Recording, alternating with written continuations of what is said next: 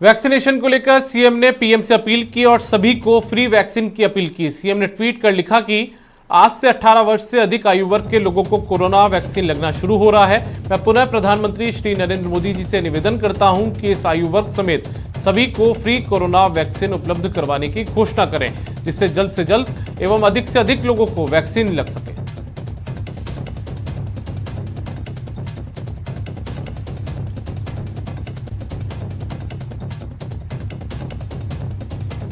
गहलोत सरकार ने राज्य में पहले से चल रही लॉकडाउन जैसी पाबंदियों को 17 मई तक बढ़ा दिया है। गृह विभाग ने शुक्रवार देर रात नई गाइडलाइन जारी कर इस बार और ज्यादा सख्ती बढ़ाई है, जिसके बाद मजदूरों में अफरा तफरी मच गई। मजदूर अपने अपने घरों के लिए निकलने लगे हैं। झुंझुनू में न्यूज 18 राजस्थान संवाददाता इम्तियाज भाटी ने बस स्टैंड पर उमड़ी भीड़ का जायजा लिया।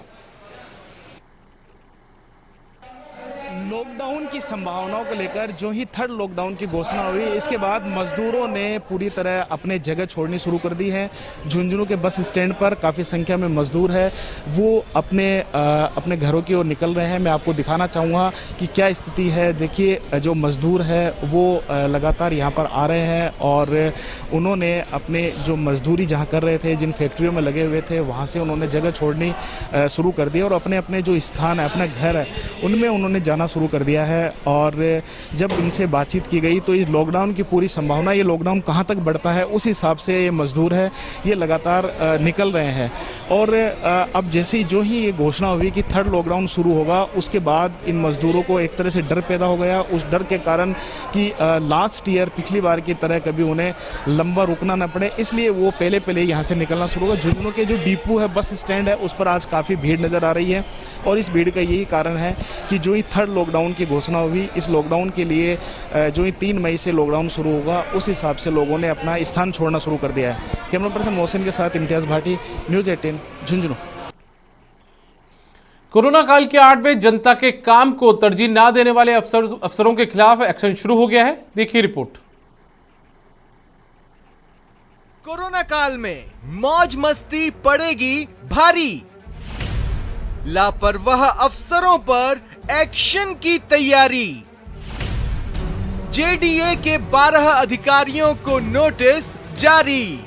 कोरोना काल चल रहा है, अभी सब बंद है, अभी कोई काम नहीं हो रहा।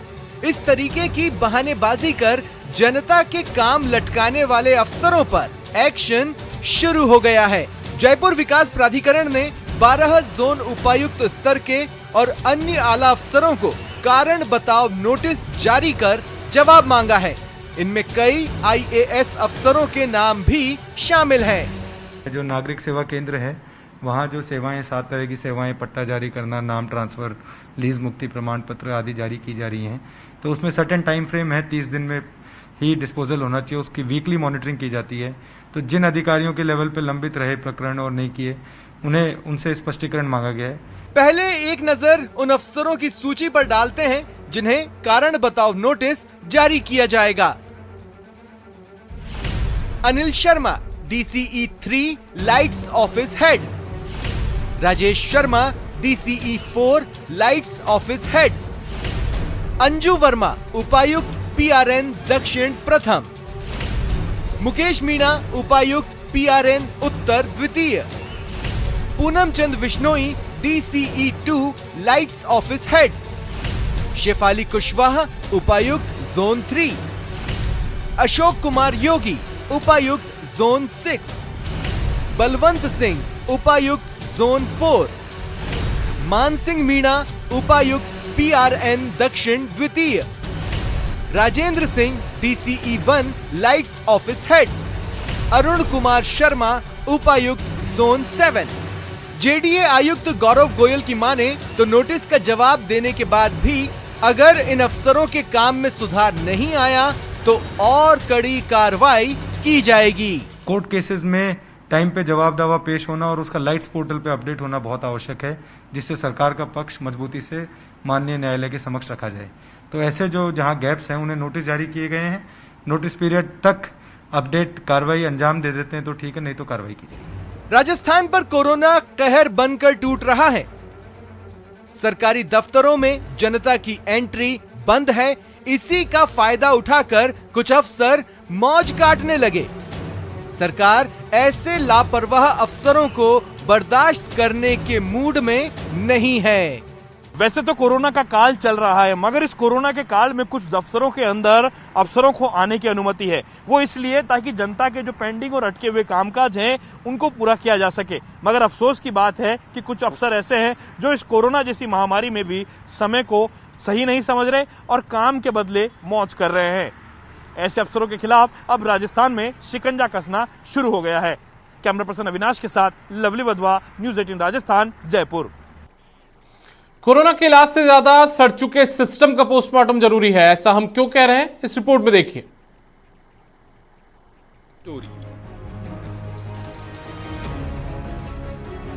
जिंदा रूहों को डराने वाली तस्वीरें, सड़ चुके सिस्टम का खौफनाक सच। वो डॉक्टर फोन पे बात कर रहा है, इसको देख नहीं रहा है, ये कौन सी बात है, ये बताओ आप। न्यूज़ 18 के कैमरे में कैद हुई ये तस्वीरें सिस्टम को शर्मसार करने वाली हैं।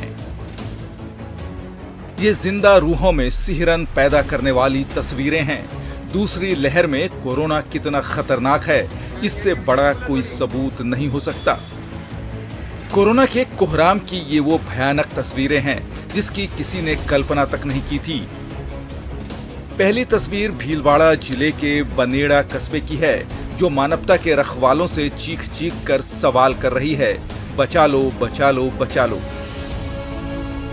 माया को न समय पर एम्बुलेंस मिली, न ही वक्त पर उपचार, लिहाजा जिस हाथ ठेले पर वो जिंदा अस्पताल गई थी, वो उसी हाथ ठेले पर लाश बनकर लौटी। मैं मान रहा हूँ, लेकिन जब हम यहाँ लेकर के आ गए, वो डॉक्टर फोन पे बात कर रहा है, इसको देख नहीं रहा है, ये कौन सी बात है, ये बताओ आप।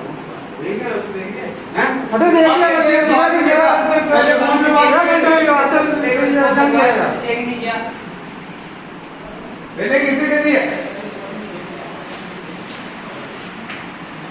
ये कोई बात थोड़ी हुई है। ये तो सर आज हमारे गुस्सा है, सब तुम्हारे सामने भी होनी है स्थिति। कोरोना की दूसरी लहर में मानो पूरा सिस्टम पंगु हो गया है। जो कुछ करने लायक है वो हाथ खींच ले रहा है। ये तस्वीर अजमेर के जवाहरलाल नेहरू अस्पताल की है। सड़क किनारे स्ट्रेचर पर ये लाश नहीं, सड़ चुके सिस्टम की जीती जागती तस्वीरें हैं। परिवार वाले एम्बुलेंस ना मिलने की वजह से मोर्चरी में रखने की मिन्नत मांगते रहे, लेकिन अस्पताल के स्टाफ ने मदद तो दूर, शव और परिजनों दोनों को अस्पताल से बाहर निकाल दिया। जेलन बाउंड्री के बाहर हमें खड़ा कर दिया गया है कि बोले आप ये सब ले जाओ। हमने पहले डॉक्टर साहब को मना करा कि रात को नहीं ले जा सकते, उन्होंने कहा कोई बात नहीं, मोर्चरी में रखवा देंगे। और फिर बाद में वो जब मोर्चरी में लाए तो मोर्चरी वाले ने मना कर दिया इन्होंने और चल दिए छोड़ छाड़ के। डॉक्टर साहब के पास गए तो डॉक्टर साहब ने कहा मेरे को मतलब नहीं है। यहाँ पे प्रशासन पे जिसके भी नंबर हमें अवेलेबल हुए सबको हमने नंबर लगा लिए, कोई रेस्पॉन्स नहीं दे रहा है कि हाँ एक दूसरे के ऊपर टालने में लग रहे हैं। हर रात की सुबह होती है, कोरोना भी देर सवेर चला ही जाएगा।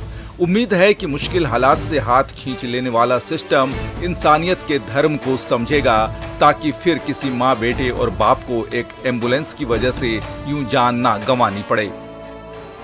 न्यूज़ 18 के लिए भीलवाड़ा से प्रमोद तिवारी और अजमेर से चंद्रशेखर शर्मा की रिपोर्ट। अजमेर उत्तर से बीजेपी विधायक और पूर्व शिक्षा मंत्री वासुदेव देवनानी ने प्रदेश सरकार पर हमला बोलते हुए कहा है कि चिकित्सा व्यवस्था पूरी तरह चरमरा गई है और प्रदेश सरकार सिर्फ केंद्र को कोसने का काम कर रही है। उन्होंने बीते रोज अजमेर के JLN अस्पताल के सभी गेट बंद करने के मामले में नाराजगी जाहिर की और कलेक्टर से बात कर अस्पताल का एक गेट मरीजों के लिए खुलवाया है। साथ ही देवनानी ने प्रशासन से शहर के सभी प्राइवेट हॉस्पिटल्स में बेड की संख्या तत्काल बढ़ाने को भी कहा है। हमारी कोविड मरीज और बाकी मरीजों का इलाज चल रहा है। ऐसे समय में वहाँ के प्रशासन ने JLN के सारे गेट बंद कर दिए, जिसके कारण से लोगों में त्राही त्राही मच गई। उसके बाद मुझे कलेक्टर साहब को आग्रह करना पड़ा और मैंने कलेक्टर साहब को कहा कि ये आपातकाल नहीं है, इस तरह से शहर में आपातकाल की परिस्थितियाँ निर्माण मत करो, नहीं तो लोगों में आक्रोश आ रहा है और यदि नहीं खोले तो मैं आपके यहाँ आकर के धरना दे दूँगा। तो कलेक्टर साहब ने मुझे आश्वस्त किया कि मैं तुरंत गेट खुलवाता हूँ। तो हमें प्रसन्नता है कि उसके बाद एक गेट उन्होंने कोविड पेशेंट के लिए खुलवाया। यहाँ की चिकित्सा सेवाएं चरमरा गई हैं, जिसके मंत्री महोदय के कंट्रोल में नहीं है। केवल केंद्र को कोसने के अलावा इनके पास कोई काम नहीं बचा है। जबकि ऑक्सीजन जितनी आवश्यक है पर्याप्त मात्रा में मिल रही है, लेकिन इनका मैनेजमेंट पूरी तरह फेल हो गया है। नेटवर्क 18 ये सुनिश्चित करना चाहता है कि हर भारतीय को कोविड-19 टीकाकरण मिले। टीकाकरण जागरूकता बढ़ाने के लिए नेटवर्क 18 और फेडरल बैंक की पहल संजीवनी शॉर्ट ऑफ लाइफ को सपोर्ट करें। Health expert Apollo 24/7।